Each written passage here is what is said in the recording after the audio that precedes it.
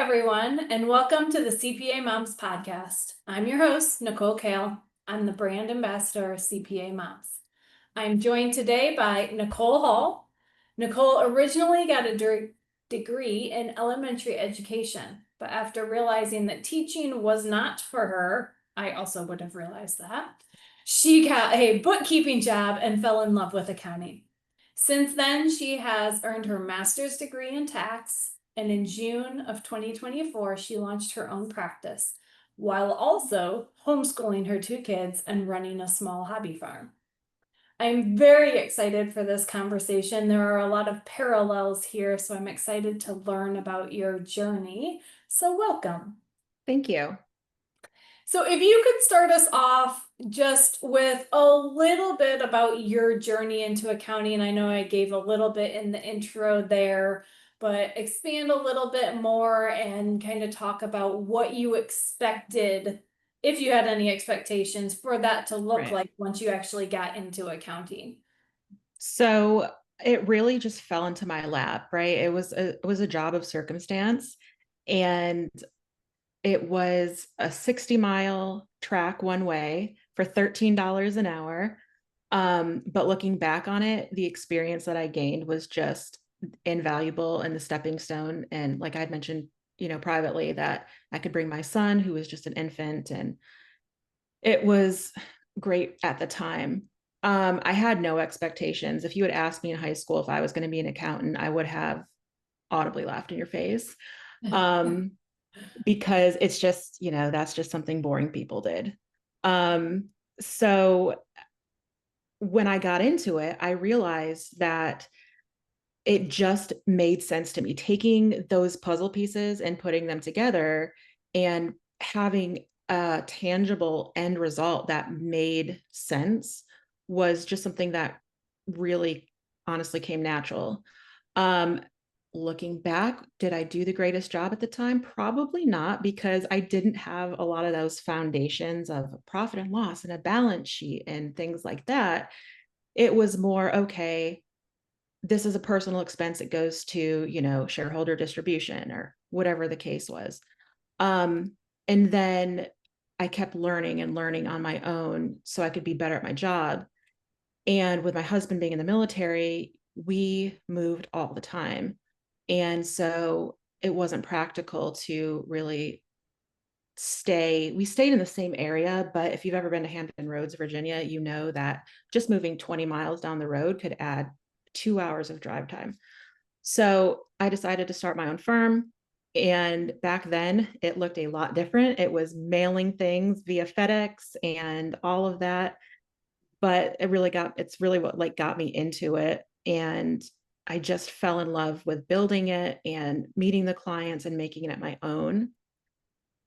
So when he retired, we moved back to South Carolina, and it just wasn't sustainable at the time. I was studying for my CPA exams. I was in graduate school. I was homeschooling. He was in school. And then I also took on starting working at a CPA firm. So I learned so much there. Um, and that's kind of when the bookkeeping side and the tax side really meshed with me, and I like understood the full circle. And from there, it's just completely changed my life and opened so many doors of when I finally was like, oh, I can like do this for myself all the time. And I don't have to worry about coming into an office or who's going to watch the kids or anything like that. So it was the perfect job for me in hindsight, and it's just created so many opportunities for me. Awesome. Yeah, Yeah, and I've it sounds enjoyed like you have really embraced something that we speak about a lot that's super important to us, work-life harmony it. Hmm. and building it around your life. So putting your family and your life first and just having this, career is important and you like most women like having that, career aspect of themselves. It's a way to kind of hold on to some of your own identity when you give so much to Yes. your family. Yep. So What is something, if you look back to early in your career, something that you wish someone had told you? Hmm. Um, you don't need to be perfect to start. Mhm. And I think that was my own personal journey and what I'm still, going on. And we think we have to be perfect, but the reality is we just have to be honest and real with our clients to say, hey, I don't know that answer, but I will find it. I will get it for you. Um, I don't know how to build a business, but by golly, like I'm learning, so waiting, I think while I learned a lot waiting, I wish I had had the confidence years before to do this because it has literally been life changing for me financially, as well as like a personal journey of, hey, you are capable of doing really big things. You don't have to work for anybody else. Like, I wish that accounting students right now did not get, I mean, big four, whatever, that's fine, right? But they're in college and they come out of college and they think I have to go work at this big firm to be successful. I have to do this. You will be working 67. I was working sometimes 70 hours a week during tax season for somebody else, and you can triple your income if you just take that knowledge, get a little bit of experience, and take that knowledge and go out on your own. So I wish that was promoted more than jumping into, a big firm because, you can do it for yourself. Yes. Yes, there's so many things you said there. Like, I think so many women struggle with the, oh, but I need to know this. I have to have this down. I have to have this Yeah. perfect before they'll even entertain the thought. And that is one of the things like I talk about all the time in school from a very young age. We are trained to be employees. We are Yep. trained to do what we are instructed to do, to not ask questions, to just put our head down and work. And there is no thought of doing it different or challenging the status quo. And I think that's part of the reason accounting is stuck in this old world that it was built by for men so many years Yep. ago. And now it doesn't even work for men, but here we are, like we're just stuck because no one's going, wait, we can do this different. Like we Yep. can do it on our own. You come out of college, and yes, I mean, it is talk in college that what this is what this career is going to look like for you. You are going to work 60 plus hours. That's just it doesn't matter, corporate, public accounting period, you're gonna work a ridiculous amount of hours. If you're lucky, you're Right. working 60 hours a week. And it's just Yep. what's Absolutely. expected, and we just all accept it, like, okay, I guess. Yep. And a lot of the time, initially, I spent on when I decided, I literally woke up one morning last year. I was like, I can't do this anymore. I cannot be a W 2 anymore. Walk downstairs. And this is where I have something that not everybody might have. So I like to keep that in perspective. But I walked downstairs, looked at my husband. I said, I'm quitting like right now. And the question was never, okay, well, what are you going to do? How it was more like, oh, okay. And then he knew that I had a plan ruminating, right? And it was never, oh, she's going to fail. It was like, okay, let's go get your clients. And because I had that support financially and emotionally, it made it a lot easier. But then when I started, I just spun my wheels for probably a month. What's my business name going to be? What's my website going to look like? And looking back, none of that matters. Absolutely none of it. It's like, get out there, meet people. They want to build that personal relationship with you.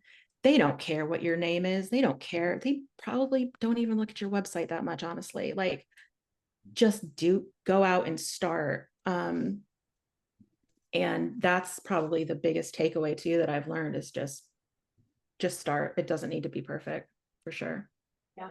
Well, yeah, and you've got to think too, and I don't think we think of this, but generally when you're starting out, who are you going after for your clients? You're going after Mm, entrepreneurs. They're yep. in the same boat you are, like you are traveling down the road together. And Yep. that gives you so much authority and ability to talk to them because you're going through it too. You've experienced some of the same things they are going to experience or have experienced, but you have that financial expertise to be able to give them a heads up and say, hey, this is coming, but let's look at your numbers, or hey, you should Hmm. plan for this. And so yes, that's a great point. Yeah. And then too, the other thing is, people will say, oh, well, I don't want to work on my own in tax season, right? I don't want to have that responsibility. But again, what they don't really push, at least in the program I was in, it was, you know, tax or audit. That was it. And Mhm. in between those two is this beautiful sweet spot of, I don't even like to call it bookkeeping because it's more than that if you're good at what you do. But the reality is you can build a business not doing tax. You can work in tax. Like I love tax advising, I love talking tax. Do not ask me to fill out a tax return because I'm not doing it. But I've built my firm around the fact that, we can talk tax, we'll do tax planning.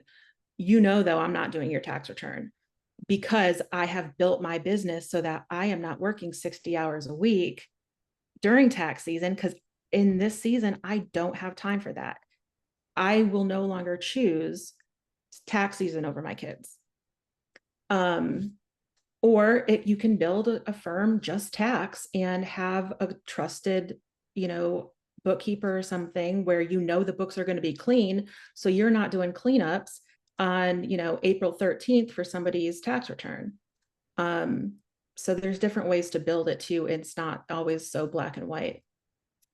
Yes. Yeah, I think that lends itself very well to you have to understand what you're doing this for. Right. And then, as we said, build it around your life. And I think it sounds like you've done a really beautiful job of that. And it takes a lot of boundary setting and saying, this is what will work, this is what will support my life. Yep. This uh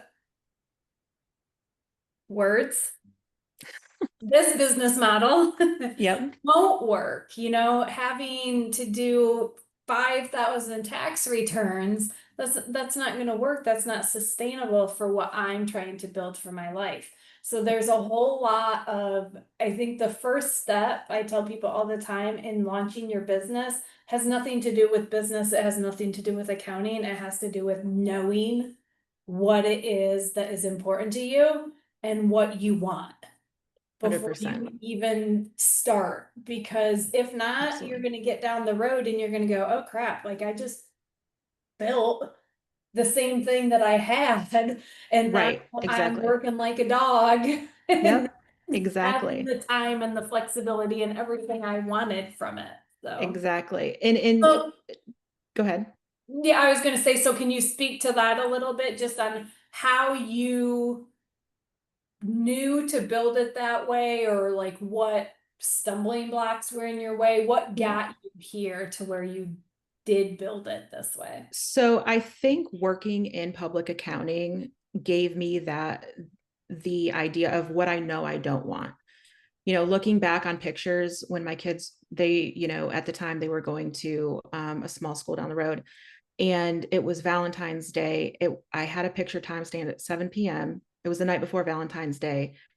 And I had 12 Valentine's Day baskets on my work desk because I was trying to get them done and get tax returns out the door because I can't leave, but okay, I can take a break.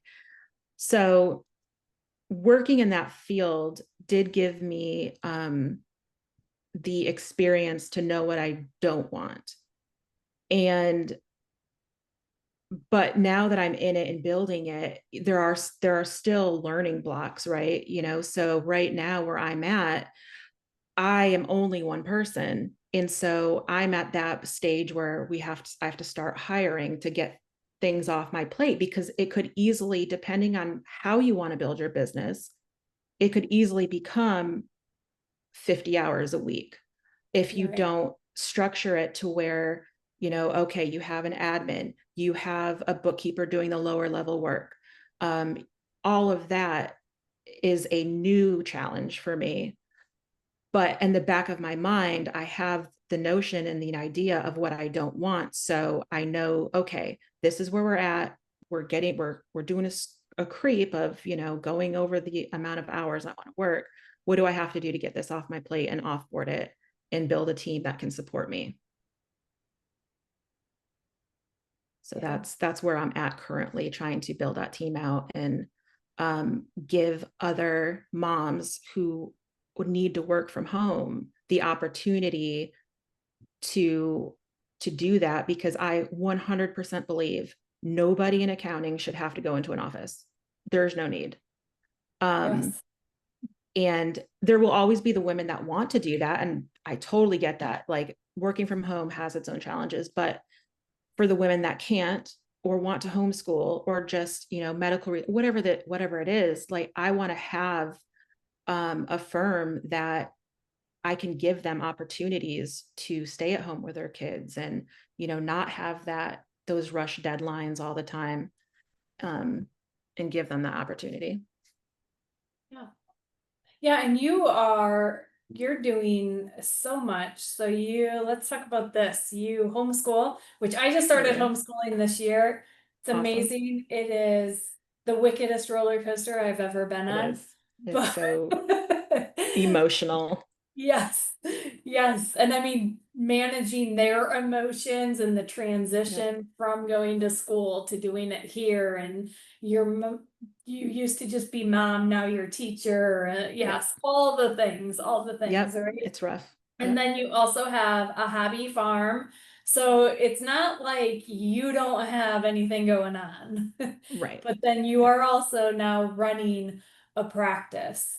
Right. So how, if you wouldn't mind sharing how many Mhm. hours a week you work, and then how do you kind of fit that in and make it work with your life? So I would say right now, I was working 40 hours a week. The caveat to that, though, is I've just gotten so much new business that I actually had to stop taking new clients. And in the niche that I've fallen into, which is trades, when they get onboarded, 99.9% of the time, it requires a very in-depth cleanup.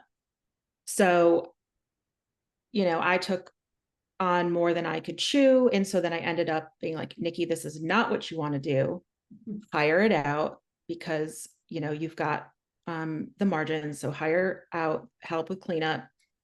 And then my days that I work, do meetings, whatever, Tuesdays and Thursdays. That's it. Now, they might be 10-hour days depending on what I've got in the pipeline, but I know Monday, Wednesday, Friday, Saturday, like, those are not the days that I'm touching anything. So I would say 20 hours a week is what I'm building it out to be.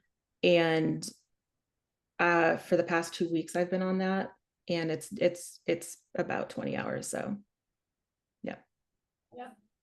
So that's where I'm at, 15 to 20 hours a week. Yeah. And so it's really just,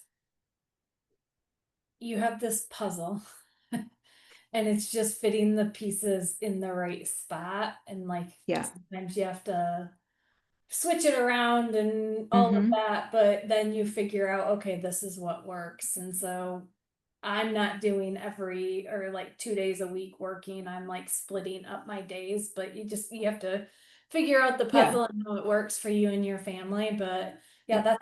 it's awesome. It's exhilarating to hear It other people, is. because I look now at what I've built and I'm like, I don't how. Like how is this Yes, even I say that possible? all the time, all the time. And it's so weird, because you start at the very, very bottom, and then it slowly just happens. And then you look back and you're like, what just happened? What did I do?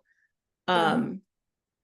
But the other thing that I've come to learn in this business and building it is I've always known I've had ADHD since I was a teenager, but it's why I struggled so long to work for other people, because my brain was going 20 miles an hour faster than theirs. And it's because I was meant to build a business. I wholeheartedly believe that. And it's allowed me to exercise that part of my brain. So I'm not just thinking about the books, I'm thinking about growth and building and, all of the fun things that I love to do. And it's just given me so many really, really great experiences and lessons, and the personal growth of myself I've seen over the past years is just, I'm proud of myself. Right. So, um, yeah, it's definitely been amazing. And you should be, for sure. And you have grown to six figures in less than a year, right? Yes. Yep. Right at a year. Yep. So if you could talk about how, because I know one area that accountants struggle, we are not salespeople, we are accountants. Like, what did you do and what are you doing now to find clients to bring them on? Sure. So the biggest way I've received clients is through in-person networking initially, whether that's a local networking or BNI if you have one. That what I've found, a lot of people say, I need to find clients online, and that can come, like that can happen, but you've got to have people in your corner that are getting your name out there, that are vouching for you, that are saying, yeah, they operate well and all of that. If you want to build like a reputable and, your clients matter, right? The type of clients you have matter. Um, so that was really the biggest way, was just networking constantly. And the first day I went in, I I was on the phone with my best friend and I said, okay, I'm about to go into this meeting. And she goes, don't you dare pass it. And I did. I passed it on purpose. And I was like, I can't do it. I can't do it. And I had spilled stuff on my shirt and it was the day. And she's like, Nikki, you have to go. So I went, thought I was going to be sick. And I still um, don't like to go, but it's not because I don't like to be there. It's because people um, mentally drain me sometimes if there's too much going on.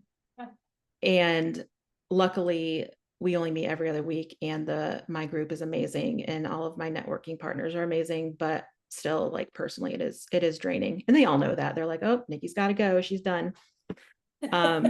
Yeah, thanks for the hour and a half. But then what I found happened was I started posting a lot on social media, and it's not anything special. I don't have any templates. I don't have any, like, nothing paid for, anything like that.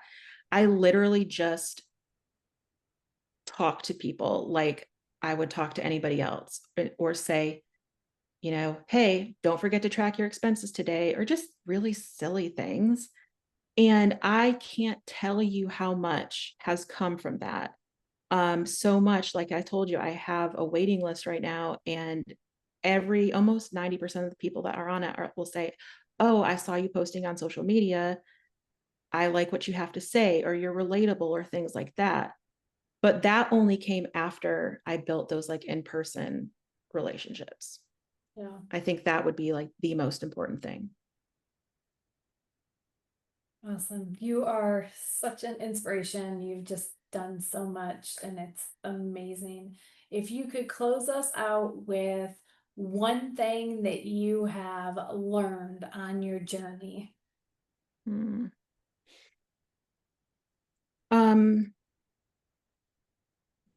Imposter syndrome is real, and we all deal with it. I've learned that from networking and talking to other women. And because of that, we don't give ourselves enough credit for the things that we're doing. Um, Whether you're homeschooling or not, or just you woke up tomorrow and you're like, you know what, I'm going to start my own business. Like, you're not going to know everything. You're going to feel like an imposter, and it's totally normal. But you you are capable of learning the things as you go. And at the end of, well, not the end of the journey, but as the journey continues, like you'll just constantly surprise yourself of what you can do, the money you can make, the relationships you'll build. And I think from outside of the accounting side, like this is so much more than accounting, right? It's literally just something you create for yourself that will give back a million times over. Absolutely. Yeah. I love it. Thank you so much for being here with me today. Oh, I appreciate it. Thank you. All right, that's it for today's episode. At CPA Moms, we believe women can have a successful career and raise a happy family. If you're ready to embrace work-life harmony and connect with like-hearted women, join our CPA Moms Facebook community. Just click the link in the show notes or search CPA Moms on Facebook. We can't wait to welcome you. Until next time, thank you for being here. We see you, we believe in you, and we can't wait to grow with you.